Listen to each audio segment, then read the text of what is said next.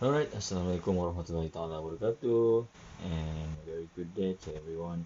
So hari ini kita akan sambung kita punya topik berkaitan dengan chapter yang baru, tajuk yang baru, dan kali ini kita akan sentuh berkaitan dengan forces ataupun daya.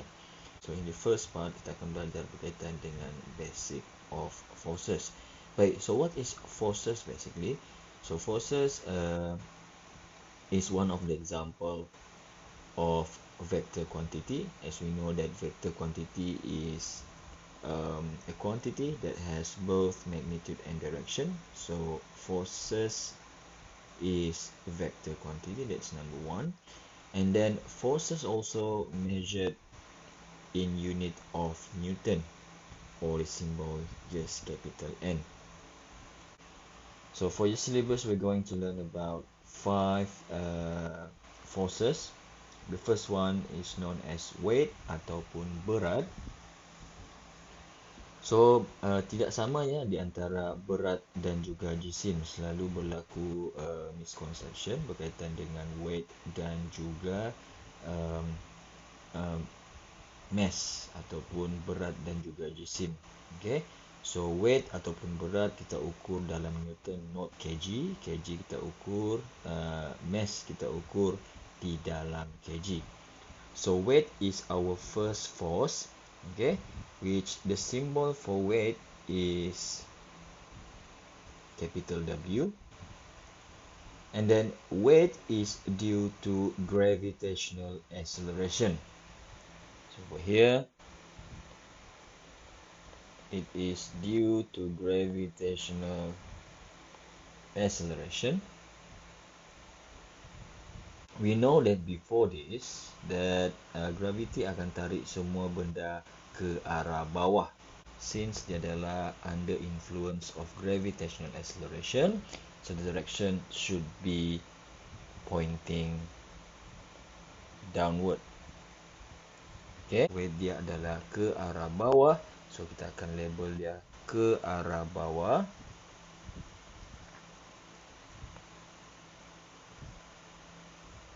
And then kita akan tandakan dia sebagai W, which is weight. So weight ini is equal to the mass of the apple times with G, and we know that G from the previous chapter, we know that G is gravitational acceleration and the value is 9.81 meter per second square. That is the direction of your weight untuk objek yang free fall macam apple tadi. Now consider the situation number 2, which kita ada satu gelas yang berisi air, and this glass is sitting rest on a table. So gravitational pull juga akan tarik dia ke arah bawah. So for this glass of water, arah dia punya weight, okay, juga ke arah bawah. So kita akan lukis dia ke arah bawah,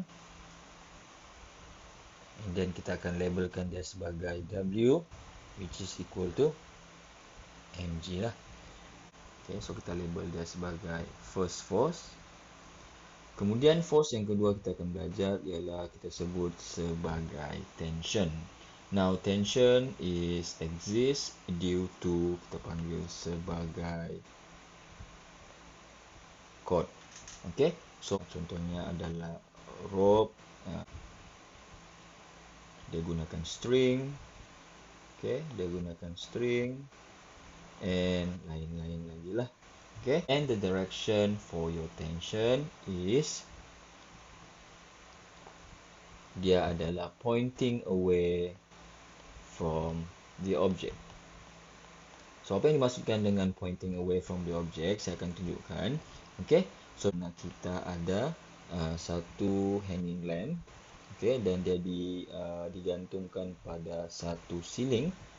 Okay, dan kalau kita tengok pada gambar hanging lamp ini, kita ada satu cord. It can be wired. So wired also is example of a cord. So which mean dalam kita punya situasi hanging lamp ini, dia akan ada tension. And then what is the direction of your tension? Now, the object that we're talking about is the hanging lamp. and this is dia punya chord. So kita akan sebut ini sebagai dia punya objek, and the direction of your tension will be pointing away from the object. So for that kita akan lukiskan arah kita punya tension ialah from the object. Okay, dia akan pointing away. So pointing away, and kita akan tandakan dia simbol tension adalah T. Okay. Kemudian kita ada situasi yang kedua. So sini kita ada satu a guy who's try to pull, okay, try to pull a box on a surface, and then he's using a string ataupun a rope. So where is the direction of the tension? Said always pointing away from the object. So for that, kalau kita boleh lukis, direction of your tension is along that string and then pointing away. So that is your tension. Kemudian yang ketiga kita ada force. Yang ketiga kita panggil sebagai normal force. So this will be our third. Okay. So normal force exists due to contact surface. Okay, so kita letak sini sebagai contact surface. So kalau kita jumpa mana-mana soalan yang ada contact surface, dan kita boleh sebut force yang bertindak ke atas objek tersebut ialah normal force.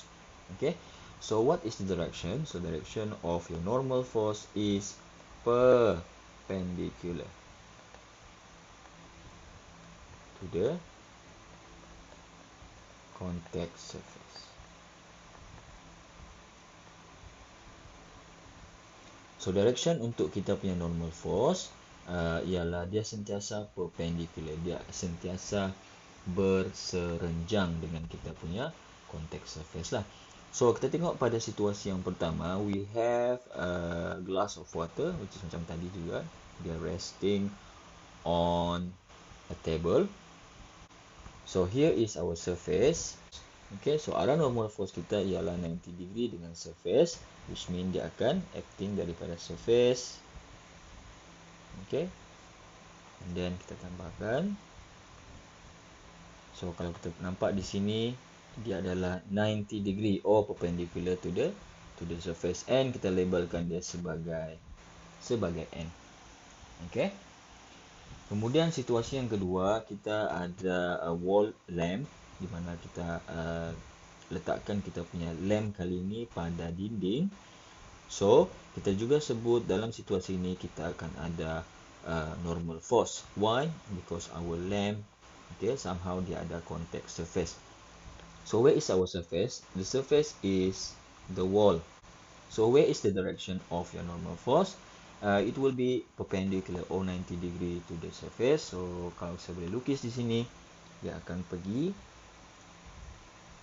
ke sini. Kemudian saya label dia sebagai N, dan kita cek balik dia adalah 90 degree dengan surface. And then kemudian the fourth force, okay, ialah kita panggil sebagai frictional force. Okay, so frictional force is exist due to rough surface. Okay, due to rough surface. Okay, the direction of your frictional force, dia akan okay, arah dia adalah sentiasa oppose the direction of motion. For example, okay, so dia sentiasa melawan arah dengan arah pergerakan lah. Okay, so for example dalam case ini, there's a guy who trying to pull an object, which is in this case is the box using a string. Dan supposedly kita punya objek ini akan bergerak ke arah kanan. So we said that is the direction of the motion. So here kita ada surface yang contact dengan kita punya objek, dan direction dia adalah oppose the direction of motion. So since our motion ialah ke arah kanan, therefore kita punya frictional force dia akan pergi ke sebelah kiri. So kita akan lukis on the surface. Okay, and then dia akan pergi ke sebelah kiri dan kita akan label dia sebagai frictional force ataupun kita akan letakkan dia sebagai italic F. Okay, so jangan letakkan dia sebagai F yang biasa. So ini adalah salah sebab ini adalah force sahaja in general. Untuk spesifik dia sebagai frictional force, kita akan letakkan dia menjadi italic F. Okay. And then lastly, kita ada force yang kelima. Force yang kelima kita panggil sebagai external force. Okay, ataupun daya luar. So it's due to a person. Okay, a person who apply the force. Okay, so kita punya external force ini boleh jadi dua, sama ada dia adalah dia boleh jadi pulling ataupun dia boleh jadi push. So kita ada dua jenis external force lah, and the direction is the same direction as applied force. Okay, for example sekarang ini bila saya pull, of course direction of my force, okay, saya letak sini F, pull, which is dia ke sebelah kiri, bermaksud direction dia adalah akan pergi ke sebelah kiri lah. Okay, kemudian kalau saya push ataupun saya letak sini label dia sebagai force and then push, dia akan pergi ke sebelah kanan. So same direction as applied force. Okay. Baik, sebelum kita pergi kepada contoh dan juga example untuk kita buat berkaitan dengan forces ini, cuba kita perincikan sedikit berkaitan dengan frictional force ataupun daya geseran tadi. Okay, this guy is trying to pull a box and then somehow they try to pull the box and that box is on a surface. Okay, so dari mana datangnya frictional force? Tadi kita sebut dia datang daripada rough surface. Okay, so rough surface, kalau kita boleh zoom kepada kita punya box dan juga floor, kita akan dapati box kita itu dia tidak dalam keadaan sekata. Okay, kalau kita boleh zoom, kita akan nampak permukaan dia lebih kurang macam beginilah. So dia agak memang jagged, dia tidak akan rata. So from there sebenarnya wujud kita punya frictional force. Maksudnya kalau dia lagi kasar, which mean kita punya frictional force dia akan menjadi lebih tinggi. Baik. So di manakah arah kita punya frictional force? Okay. First kali tadi kita sebut, let's say this guy is trying to pull, and then of course kalau kita boleh letakkan di sini, dia try to pull. So F pull. And then what happen is, of course kita punya objek akan bergerak ke sebelah kiri.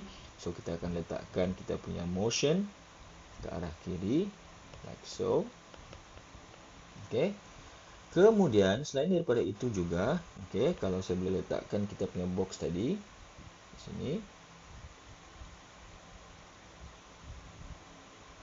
Okay. Selain daripada kita punya frictional force, which is kita akan tahu dia akan pergi arah yang bertentangan dengan motion, which is in this case dia akan pergi ke sebelah kiri. So kita akan letakkan dia ini dan kita akan label dia sebagai F. Okay, so that is your friction. Besides the friction, kita juga ada forces yang lain. Sebagai contoh, kita ada F pull. Okay, F pull, di mana F pull kita akan pergi ke sebelah kiri. Dan juga kita ada satu lagi yang kita panggil sebagai normal. So normal daripada surface dia akan jadi 90 degree going up. So that is your normal lah. So dari segi untuk kita mengira kita punya frictional force, so frictional force dia ada kaitan dengan kita punya normal. So frictional force ada kaitan dengan normal force, di mana mereka dikaitkan dengan equation frictional force F is equal to mu n. So F ini ialah kita punya frictional force, N ialah kita punya normal force, okay, normal force, and then kita punya ini kita panggil sebagai perkali ataupun coefficient. So nama dia adalah coefficient of frictional force. Okay, so kita tahu bahawa tadi frictional force unit dia adalah Newton, normal force juga unit dia adalah Newton. So kalau kita boleh rearrange equation ini, kita akan dapati bahawa coefficient of frictional force ataupun mu ini dia adalah tidak ada unit. So saya letakkan sini no unit. So dia just number saja. So basically kita punya frictional force ni kita boleh bahagikan kepada dua jenis sebenarnya. The first one ialah kita panggil sebagai static frictional force, dan satu adalah kinetic frictional force. So apa beza dia? Okey, untuk static frictional force, so dia wujud semasa objek itu berada dalam keadaan static. Okey, ataupun kita boleh sebut not moving. So kinetic frictional force is when your object is moving. Kemanakah arah kita punya static friction? So kita akan tengok kepada keadaan static dahulu. Okay, so as we know tadi kita sebut static ini it's not moving, ataupun saya boleh spesifikkan lagi nilai velocity adalah 0 meter per second. Okay, okay, so saya tandakan di sini it is a rough surface. Okay, macam mana pun dia try untuk apply force, objek ini still not moving. So objek tadi tidak bergerak. So what is the direction of static frictional force? But this object is not moving. So macam mana kita mau tahu direction of motion? Okay, so for that kita akan tengok balik. This guy is trying to pull. Okay, dia cuba untuk gerakkan ke sebelah kanan. But this thing is not moving because kita ada static frictional force. So for that, direction of your static frictional force sentiasa oppose. Okay, kita punya applied force tadi. So kita punya direction of static force adalah ke sebelah kiri. So kita akan letak dia sebagai F dan kita tambahkan huruf S untuk kita bagi tahu itu adalah static frictional force. Okay. Kemudian bila kita sebut kinetic frictional force, bermaksud objek tadi dia akan bergerak pada surface yang juga rough. Okay, which mean objek ini akan bergerak ke sebelah kanan. Okay, so bila dia kinetic, which is dia moving, bermaksud nilai V kita is not 0. Okay, so the motion is to the right, so of course dia akan oppose. So kita punya direction of kinetic frictional force akan oppose, which means dia akan pergi ke sebelah kiri. And for that kita akan label dia sebagai italic F dan juga K. Now in terms of equation, untuk mengira Fs ini, static frictional force, okay, dia juga menggunakan equation yang sama. Cuma di sini kita akan label dia sebagai S lah. So we know that this is kita punya static frictional force. This is normal. Okay, normal force. Kalau saya boleh label di sini, normal itu ialah always perpendicular dengan kita punya surface. Kemudian kita yang ini kita punya coefficient of friction kan tadi secara general, tapi since kita labelkan dia sebagai S, maksud dia akan jadi coefficient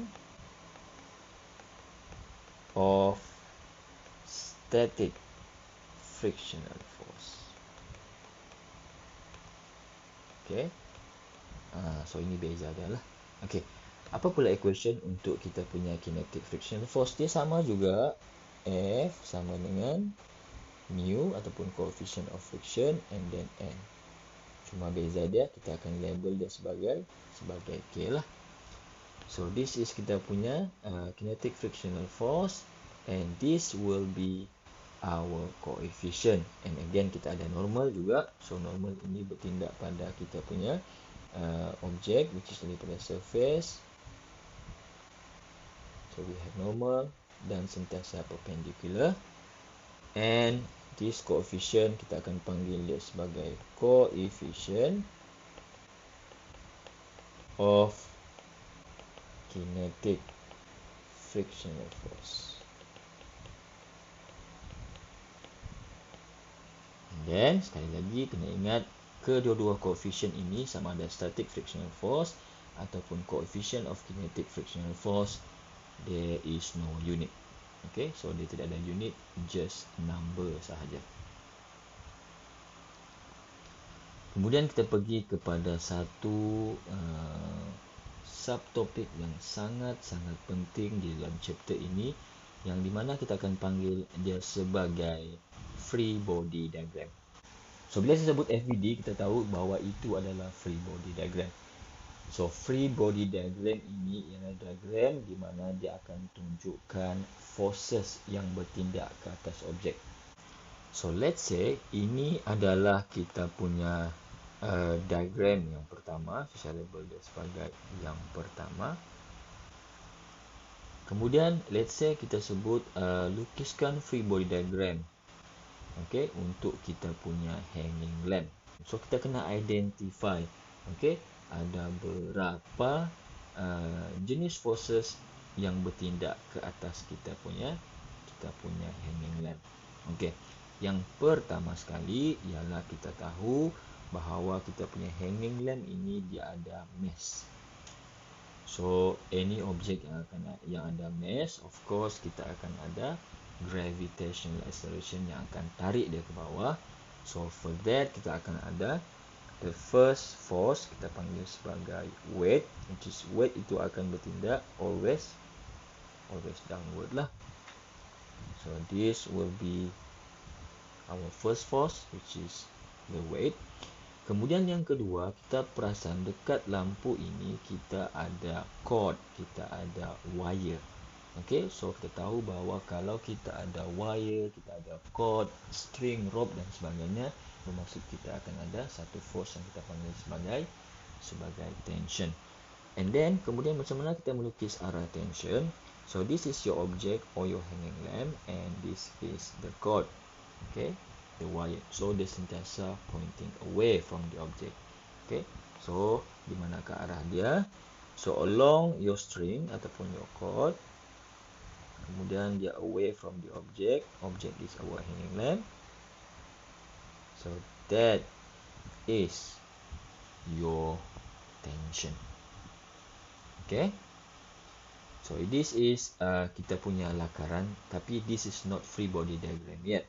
Sebab apa yang perlu saya buat ialah daripada sini dia sebut free body diagram. Bermaksud kita tidak perlu pun lukis kita punya lampu sebenarnya.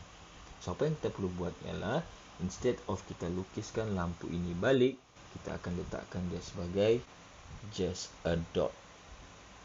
Okay, so that dot is representing kita punya hanging lamp tadi. And then what are the forces yang acting? Ialah satu, kita ada weight. Weight itu ke arah bawah. Okay, W. And then kita juga ada tension. Tension itu pointing ke arah atas.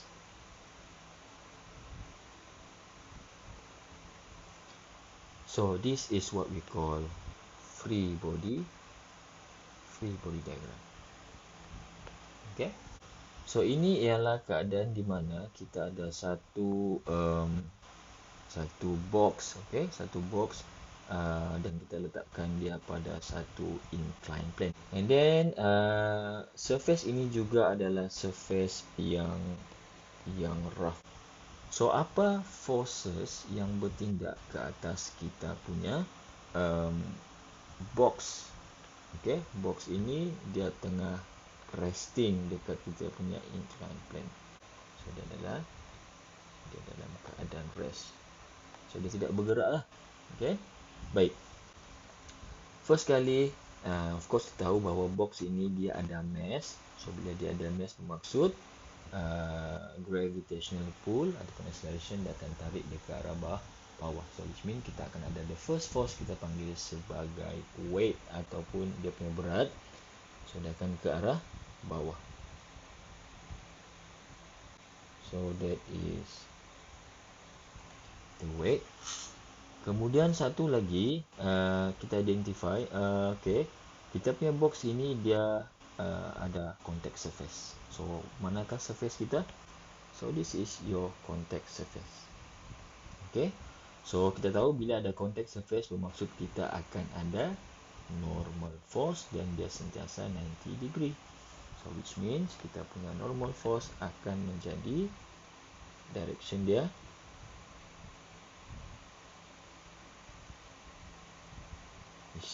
dia adalah 90 degree dengan kita punya surface. Okey, ada tidak tension dalam kita punya soalan ataupun example kita yang kedua ni? Okey, tidak ada tension. Kenapa? Sebab kita tidak ada chord lah. Okey, so tidak ada chord, so tidak ada tension. Okey, apa lagi force yang ada? Kita tahu bahawa surface tadi, contact surface tadi adalah rough. Bila rough itu adalah syarat kita akan ada frictional force. Okey. Kemudian frictional force kita, okey, dia ada dua jenis. Satu adalah static frictional force dan satu lagi adalah kinetic. So since dia adalah dalam keadaan rest, bermaksud kita akan ada static frictional force. But the question is, where is the direction of your static frictional force? Okay, kita tahu sekarang keadaan dia ada dalam keadaan rest. Tapi bila kita letakkan satu objek pada satu permukaan yang condong, kecenderungan dia adalah untuk bergerak ke mana? Dia akan bergerak, okay, ke arah bawah begini. Along the surface, dia akan cuba untuk menggelongsor ke bawah.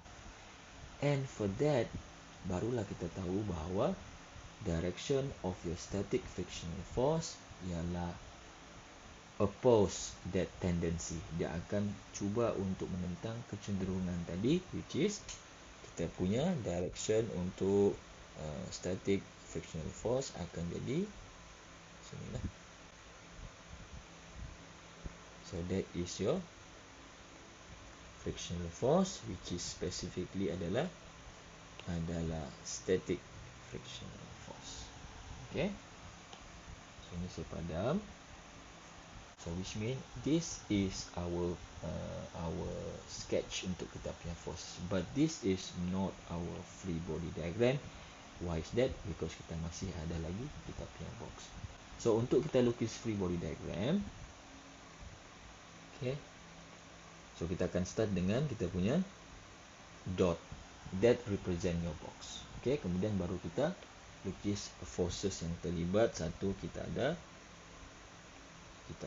static frictional force, and then kita ada weight ataupun berat dia ke bawah, dan satu lagi kita ada normal force.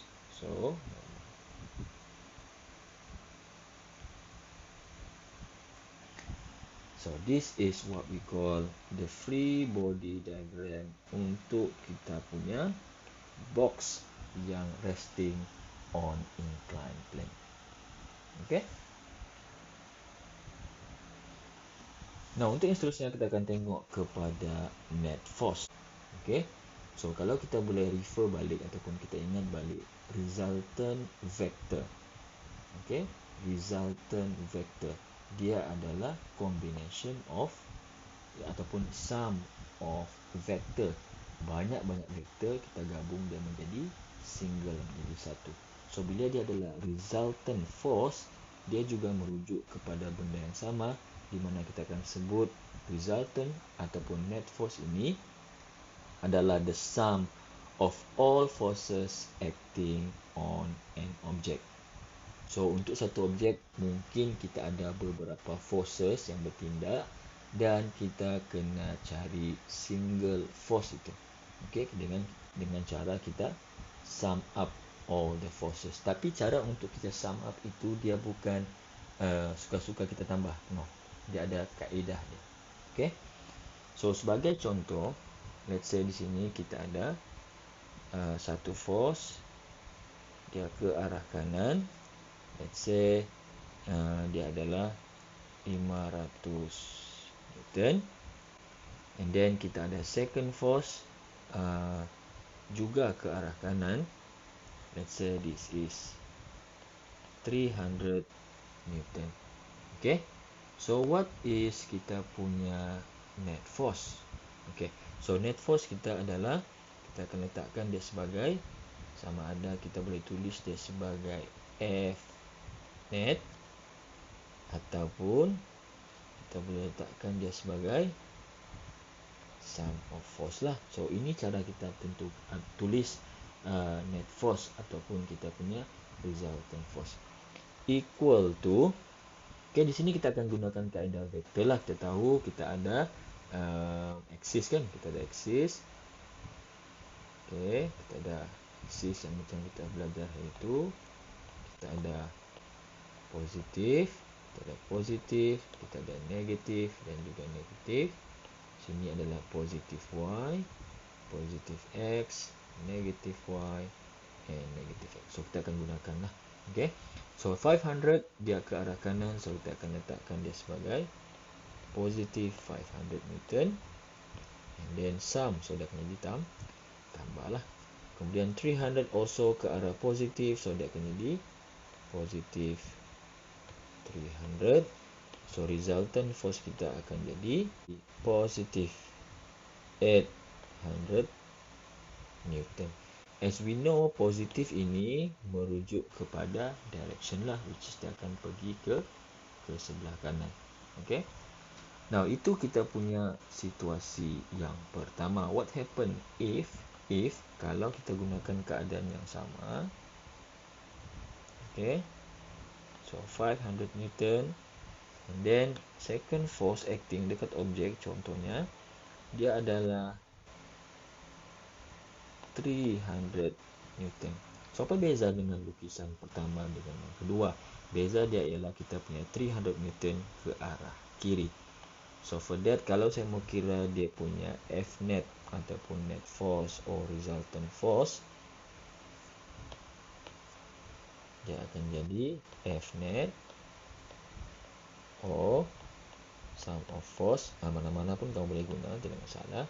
So kita akan gunakan first kali direction, jangan lupa, which is dari ke arah kanan. So positive 500 sum plus, and then this time 300 ke arah kiri, dia akan jadi negative 300 Newton. So the resultant force dia akan jadi positive 200 Newton. Again, positif ini dia bagi tahu resultant kita akan pergi ke sebelah kanan. Magnitude dia adalah 200 Newton. Okay. Kemudian satu lagi situasi di mana, okay, ini just kita reverse balik saja. So kita ada yang pertama tadi, yang ini. Kemudian situasi yang kedua. Kemudian situasi yang ketiga, ini juga kita akan jumpa dalam soalan, di mana dia adalah perpendicular.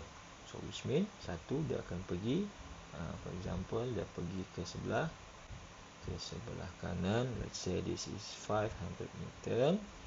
And then satu lagi force dia akan pergi ke atas, which is dia adalah 300 Newton. So macam mana kita mau cari dia punya resultant?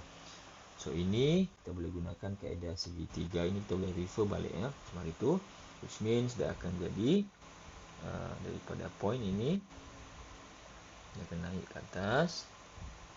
So ini kita panggil sebagai kita punya resultant force. Dalam yang kita belajar dalam vektor, saya letakkan dia sebagai R lah. So R itu ialah resultant. Cuma kali ini kita akan lebih spesifikkan dia sebagai Fnet. Okey. Dan so macam mana kita mau kira Fnet ini? So kita bukan tambah macam tadi ya, tidak tambah.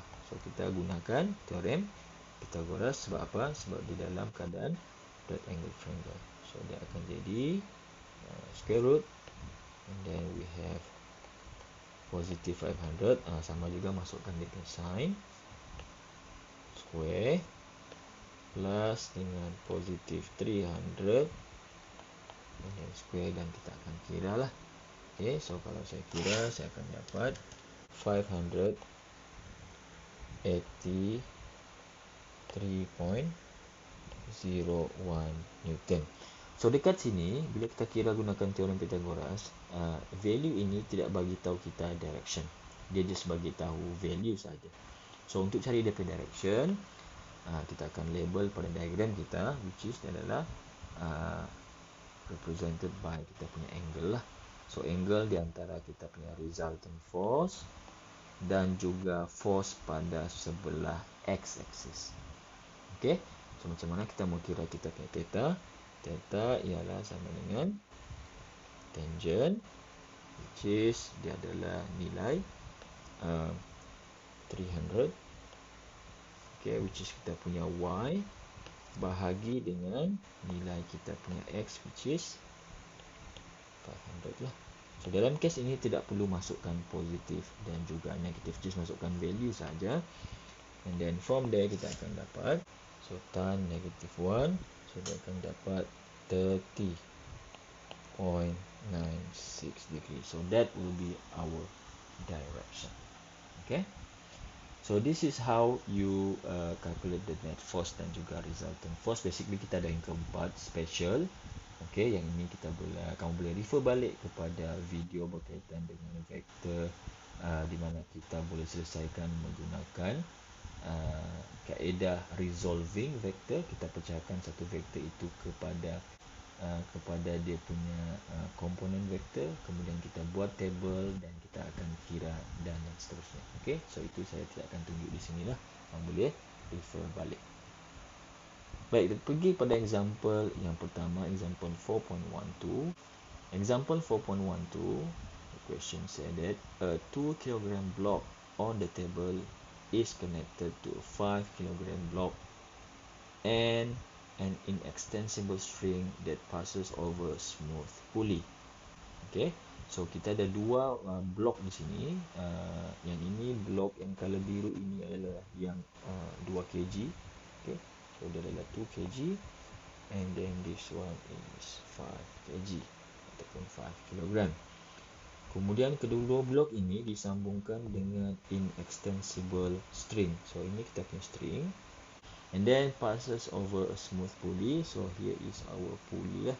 Okay, ataupun dalam bahasa Melayu dia adalah takal. But before we answer the question, kita tengok lagi soalan. Disebut the friction between 2 kg block and the table is F, and T is the tension of the string. Okay, kalau kita tengok kepada kita punya mass block 2 kg ini, dia berada dekat kita punya table. Okay, dan soalan sebut dia ada friction. So we know that this table basically dia adalah jenis rough. Okay, jenis yang rough. That's why kita ada friction. Baik. Kemudian dia sebut draw a free body diagram for the block. So kita kena lukis free body diagram untuk setiap blok. Blok 2 kg dan juga blok 5 kg. Okay, so sebelum kita lukis setiap free body diagram, kita cuba tengok dahulu keadaan setiap blok dan kita identify apa forces yang wujud.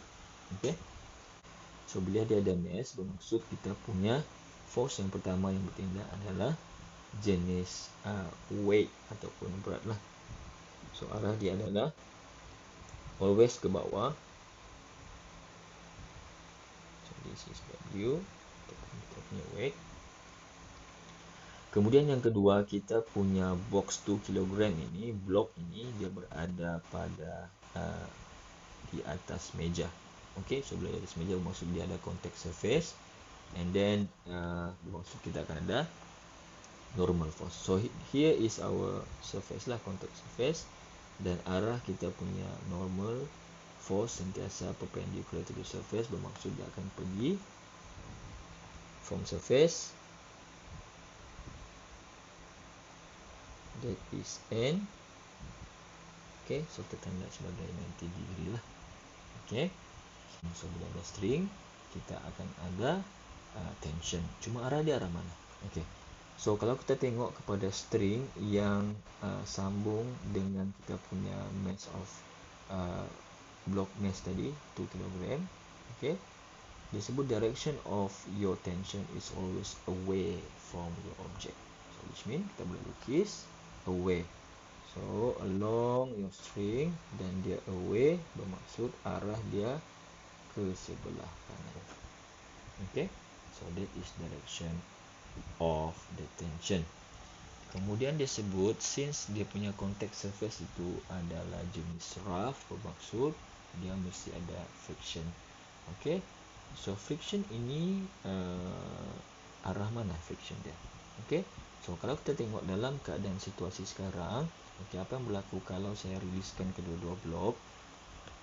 5 kg blok ini akan cuba tarik kita punya blok ini, kan bila dia jatuh ke bawah, dia akan tarik.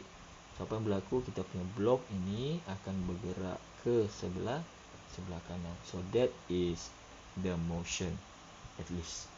Okay, so bila kita tahu arah dia akan bergerak ke sana ataupun ke sebelah kanan, maka kita punya friction akan pergi ke sebelah kiri. And for that kita akan label, which is dia akan pergi ke sebelah kiri, acting on the surface, dan kita letakkan dia sebagai friction. Okay, so kita tidak letakkan FK ataupun FS, static ataupun kinetic.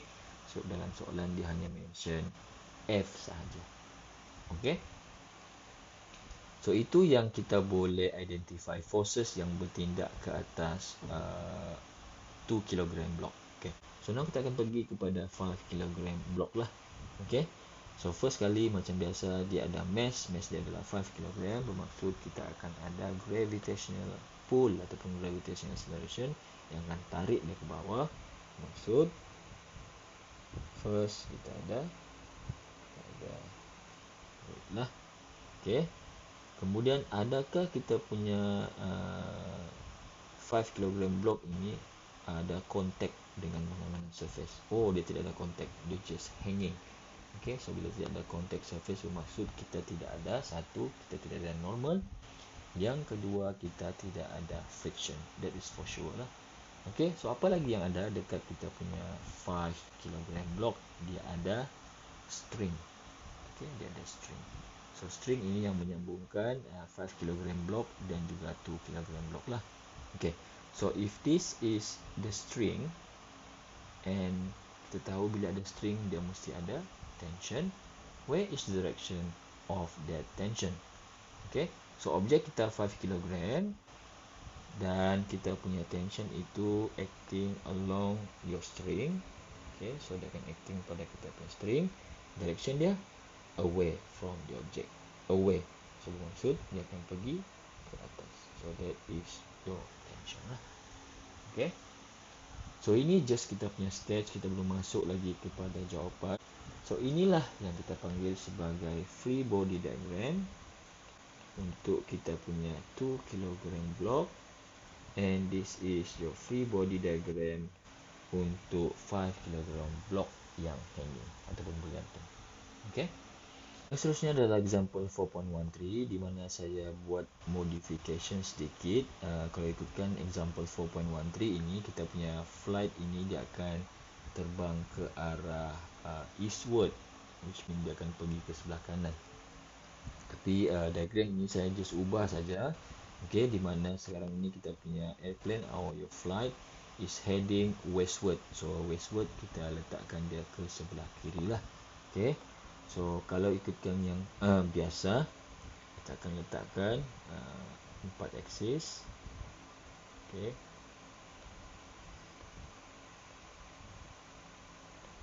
okay, so kita ada north, kita ada west, kita ada east, dan juga kita ada south lah, which is sebenarnya dia juga represent kita punya positive y dan juga positive x. Okay. What is the net force on the plane and its direction? So soalan ini dia tidak suruh kita gunakan x dan juga y axis lah. And why is that? Sebab soalan sudah mention dia gunakan west. So bila westward, maksudnya yang lain pun kita kena tukar. Kita kena gunakan north, west, south dan juga east sebagai kita punya axis. Okay. So sekarang ini kita akan cari dia punya net force dan juga direction. Okay. So first kali saya kena pecahkan dia mengikut axis lah. Okay. So di sini kita akan nampak bahawa kita akan figure out axis yang secara vertical dahulu. Okay. So arah yang vertical bermaksud kita akan tengok kepada north dan juga south. So north kita akan label sebagai positif dan south kita akan label sebagai negatif lah. Okay. So sini saya akan tambah. So north akan jadi positif, south akan jadi negatif, east positif dan west akan menjadi negatif. Okay. So itu yang kita akan letakkan dia punya sign lah. Okay. So first kali kita akan kira. Okay, kalau kita gunakan axis north dan juga south. Okay. So untuk north and south.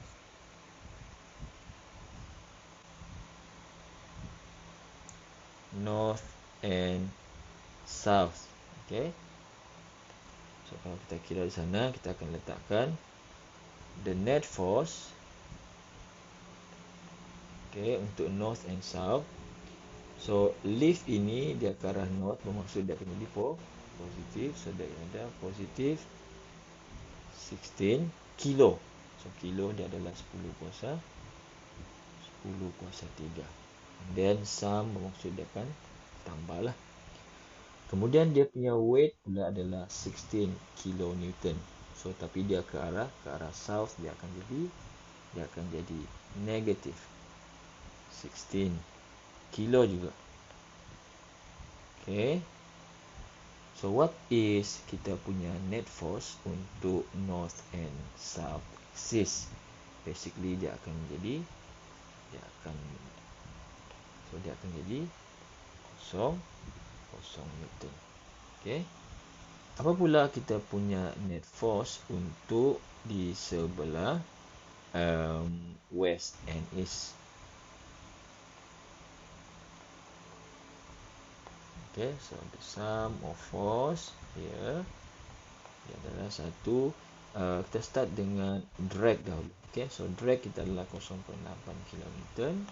Bermaksud dia ke sebelah kanan, so dia akan jadi positif 0.8 kilo 10 kuasa 3. Okay, so ingat kilo itu ialah kita punya prefix. Kemudian dia ada thrust. So thrust dia ada 1.8, dia ke arah west, which means dia akan jadi negatif 1.8 kilo. Okay. So berapakah kita punya value? So kita akan dapat dia adalah negatif. Okay. Negatif 1.0 darab 10 kuasa 3 Newton. Okay.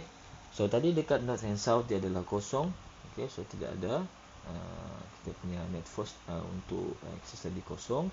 Tapi kita ada value di sebelah west dan juga east. Okay. So west dan east dia adalah negatif 1 darab 10 kuasa 3 Newton. So negatif sekali lagi merujuk kepada direction. Okay. So jawapan dia adalah kita punya net force ataupun F net ialah sama dengan 1.0 darab 10 kuasa 3 Newton. Dan tengok balik jawapan kita dapat dengan negatif. So untuk west and east, negatif ini merujuk ke arah west. So jawapan kita ialah direction. Direction dia adalah toward west. Westward. I think that's all for today. Thank you very much for your attention. I see you next time. Assalamualaikum warahmatullahi wabarakatuh.